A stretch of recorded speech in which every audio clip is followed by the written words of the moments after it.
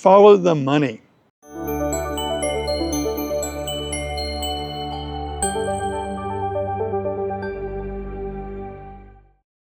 Hello and welcome. Welcome to Input English. This episode is entitled Follow the Money. That expression dates back decades. I'm going to explain where that expression came from and why it's important to us, the modern language learner. In the early 1970s, Richard Nixon was president and was involved in political activity.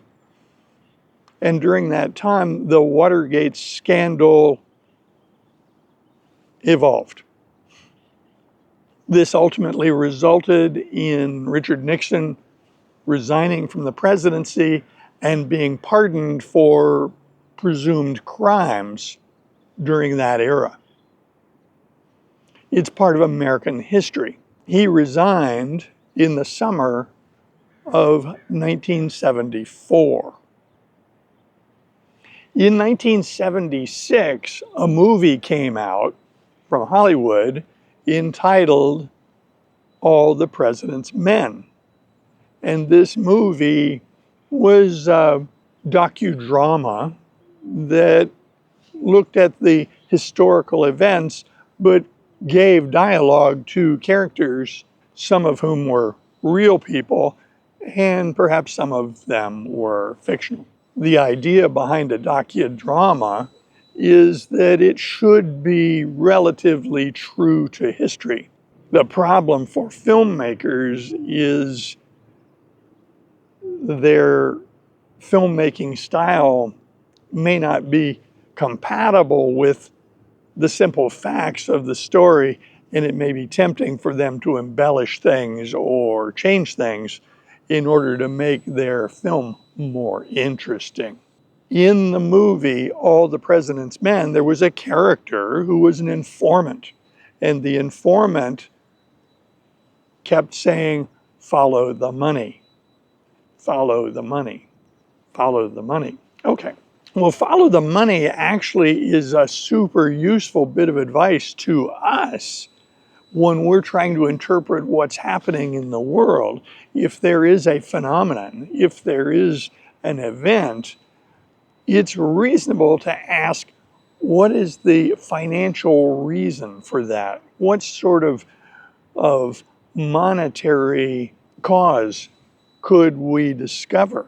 In language learning, follow the money is not so sinister as crimes related to an election campaign.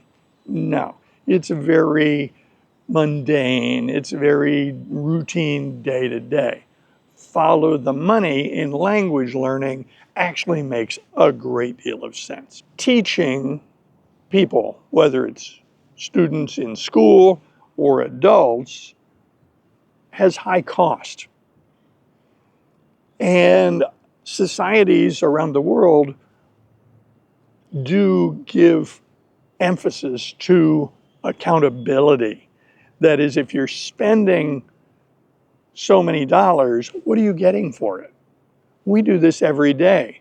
If an object costs $100, is it a good object or not a good object? Is it useful to us or not useful? So in human endeavor, value is defined by what you get versus what you pay or what it costs you. If someone is running a school system, they have to have buildings and all the expenses related to the school system.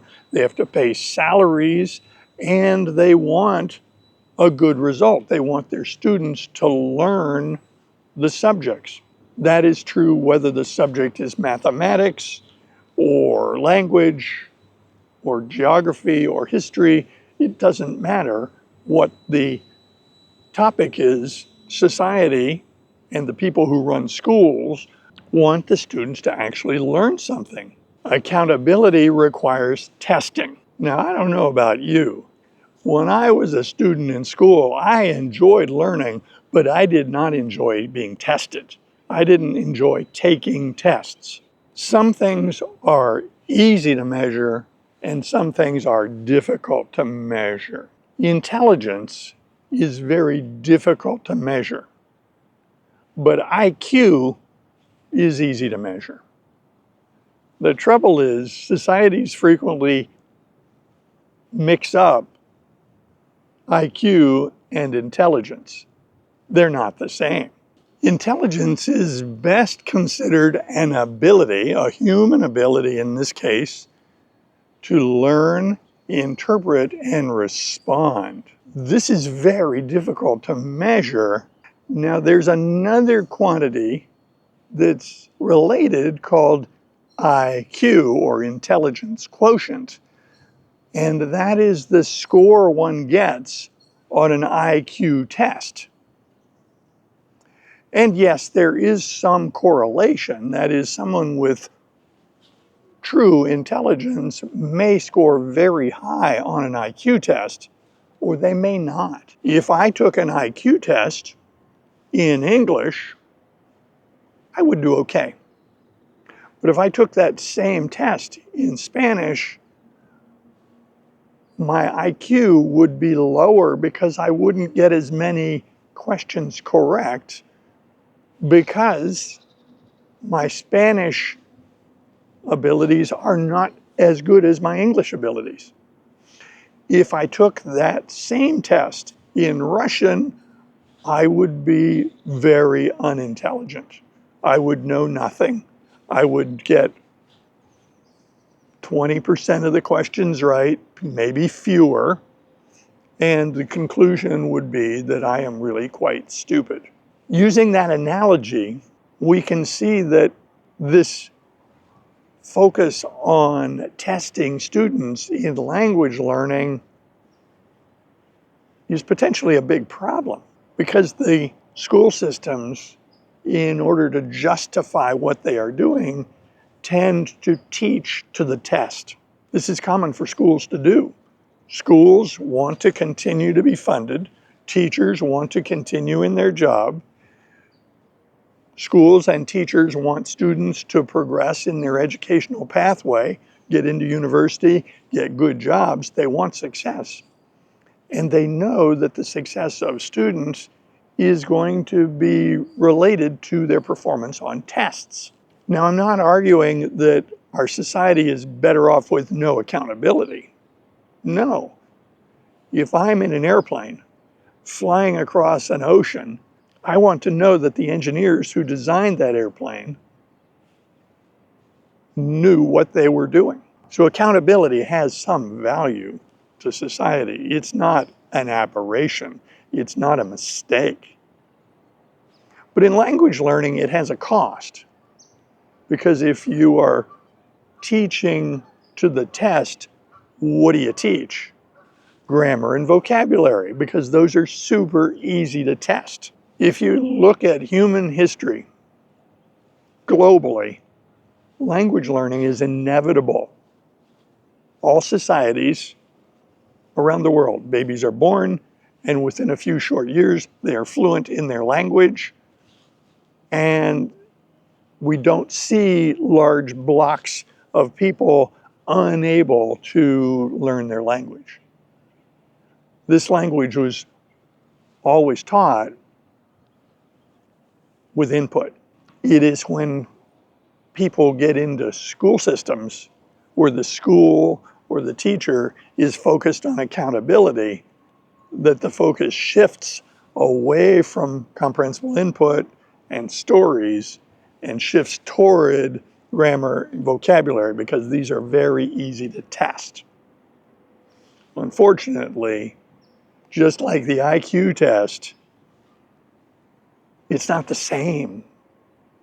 IQ is not equal to intelligence, and knowing grammar and vocabulary is not equal to being fluent in the language. The concept of comprehensible input dates back to the late 20th century.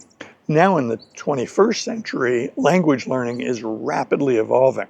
In order for comprehensible input content to be useful to the language learner, it needs to be understandable, that is comprehensible, it needs to be interesting, and it needs to be compelling. These are the words of Stephen Krashen. The content needs to pull you in. Unfortunately, it is difficult for corporations to produce input that meets those criteria that is economically beneficial to that organization. We don't see corporations pumping out a lot of content for language learning that is like this. In the absence of good quality, interesting content for language learning, some people have had to repurpose other kinds of content to learn languages. As I've said in another video, a friend of mine proudly explained to me that he learned English by watching SpongeBob. In the 21st century, it is unfortunate if one has to use children's cartoons in order to learn a language. We are adult language learners, or we are young people learning languages as adults. And so ideally we would have good content that meets the criteria, that it's comprehensible, it's interesting, and compelling. So to summarize, we really do understand why language teaching has put so much emphasis on accountability with teaching things that are easy to measure and testing. Currently, with each passing month, we see more and more content being produced for language learning, including in English. It is foreseeable that language learning content will continue to improve in its quantity and its quality. It's easy to understand how we got here because of the concept of follow the money. Now we get to build our future as language learners by focusing on comprehensible input.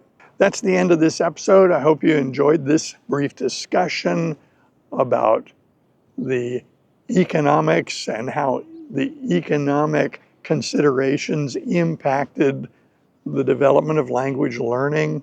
I invite your comments below. Of course, we ask people to like and subscribe. That helps us build the channel. And I hope you join us in future videos. See you soon.